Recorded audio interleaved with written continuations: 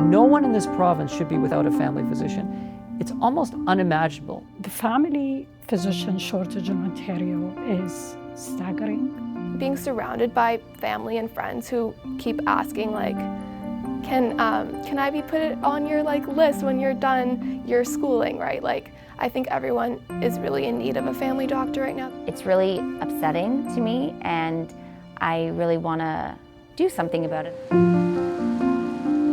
Right now, there's 6.5 million people across Canada that do not have a family physician, and here in Ontario, that number is 2.5 million. It's quite staggering. First of all, we have family physicians who are basically with the administrative burden on them. It is unprecedented. And then you have students who are coming into the system and looking at the stress that the family programs, the family medicine programs are going through and deciding that this is not the life for them.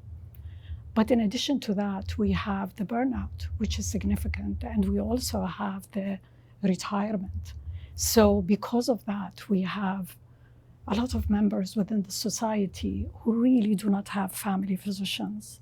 So the Queen's Lakeridge Health MD Family Medicine Program was created. It was really a vision by our current dean, Dr. Jane Philpott.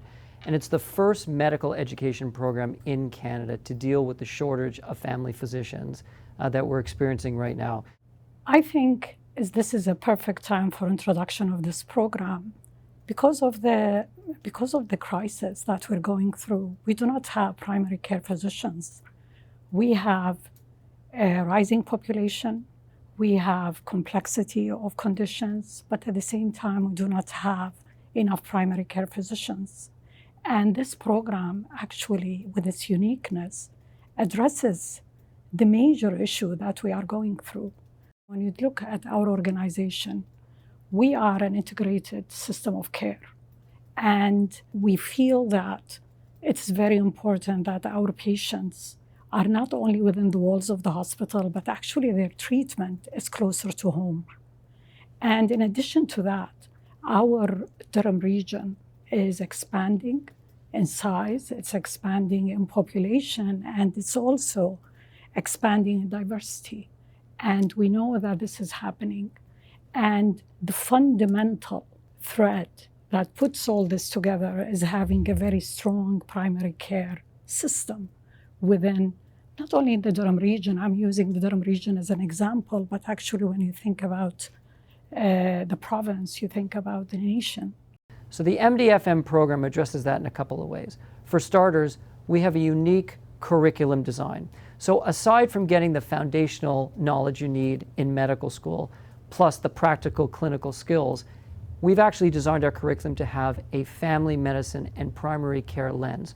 So right from day one in first year of medical school, there's early exposure to family doctors. And we do this a few different ways. Most medical schools, your first 2 years are kind of your pre-clerkship years where you're doing a lot of didactic, like in the classroom learning, and it's not until third and fourth year that you really get a lot of experience with patients. Whereas in this program, right from the beginning of first year, we've had opportunities to work with patients in clinics. So we've had a half-day mentorship program right from the beginning where we're paired with a family doctor in the community, and we go there every week for half a day throughout the whole year. We have a community week in January where we go to a rural community and we kind of just get thrown in there and we get to see patients, sometimes even on our own, and then we report back to our preceptor or the family physician that we're observing, kind of give them a history, what we learned on physical exam with the patient, and then go back in the room together and kind of see the patient and see, like, if I did all the correct exams, did I ask the right questions, did I come to the right even diagnosis sometimes? And I think that's really awesome to be able to say you're already doing that in first year. And then we also get a community month in May, so that's an entire month, kind of a similar concept. Whereas most other medical schools in Ontario right now only get a community week. Once they're accepted into the program and they carry through, they don't have to go through the competitive residency matching program like you have to do at every other medical school. They automatically get a position to train in family medicine at Queen's, which takes a lot of pressure and stress off from going into that matching service. I've found that really decreases stress knowing that your spot is secured and allows you to just focus on learning as much as you can rather than doing things like outside of medicine that like research or things to like build your resume. You can do that still if you want, of course, but you don't need to. You can just focus on making the experience the best it can be for yourself and like what your needs are. Our patient got a chest tube in the ER. I got to flush a sieve. The clinical experience is a pro in this program, and that we get way more in first year than you do in a traditional program, which are more lecture-based. And similar to that is that we do case-based learning rather than lectures for the majority of our medicine course learning. So what that looks like is we go through cases in small groups, and we're a class of 20, so we get divided into 3 groups, and each group gets about 2 tutors, and we just go over cases that you would typically see in a clinic. So it's very like real life scenarios versus lectures, I find sometimes can be more like black and white and like this is what's normal, this is what's pathological, versus in the case-based learning, you just kind of see real life patients, you get to know a bit about them, their backgrounds, and then you also see a lot of patients have comorbidities and not just like one issue at hand. And I think learning in that way helps in the real world when you actually get put into a clinic with like real patients with comorbidities. As a guinea pig, which I don't know if I really like that one because there's such a negative connotation to guinea pig, but I've had a great time in this program, and I know that being in a new program can be scary because you don't know what's going to happen, but I also think it's a really cool privilege to be able to be that first group because you get to work with the faculty to kind of make it better. And our faculty have been awesome for soliciting our feedback because they really want this program to work well. Lakeridge Health history as a teaching hospital is not new. We've gone into a trajectory for many, many years. And we started with working with some universities, but eventually we had programs which were built within Lakeridge Health System. Today we are a Queens campus, and we also have the Learn Center, which is where we are interviewing. So we turn on the defibrillator, you will see a shockable rhythm. See? It's VFib, so it means shockable. Our commitment to education, to academia is not new. And we are actually evolving more and more. And the way we see ourselves actually is that we are an academic center within a community-based healthcare system. That's who we are. So as a family physician, what we would love to do full-time is just spend all the time we have in front of a patient taking care of them. The continuity of care, sort of like birth to grave relationship we have with our patients, it's what I absolutely love about being a family doctor. However, part of being a family doctor involves other things administratively, like running a practice, running an office, paying your staff, making sure the lights are on. So all of those practical things take administrative and leadership skills. So our mentorship program, where we assign our medical students with a family physician in the community, they start to have these conversations early on so that people know that once they're finished medical school and they go into residency and then they're ready for their career, they know how to manage their office. They also learn how to balance different skills that you need to be a family doctor. So we don't just work in an office practice. We do other things like palliative care, long-term care. Some of us work in the emergency room. We deliver babies. So getting that work-life balance with your family life and other things you want to do is so important. We want to decrease stress. We want everyone to work hard and take care of their patients. But if you don't take care of yourself, you're no good to anybody. So we try to stress that balance early on. And by seeing it in real time with their mentors, they can get used to it right away, so it prepares them well when they start their career.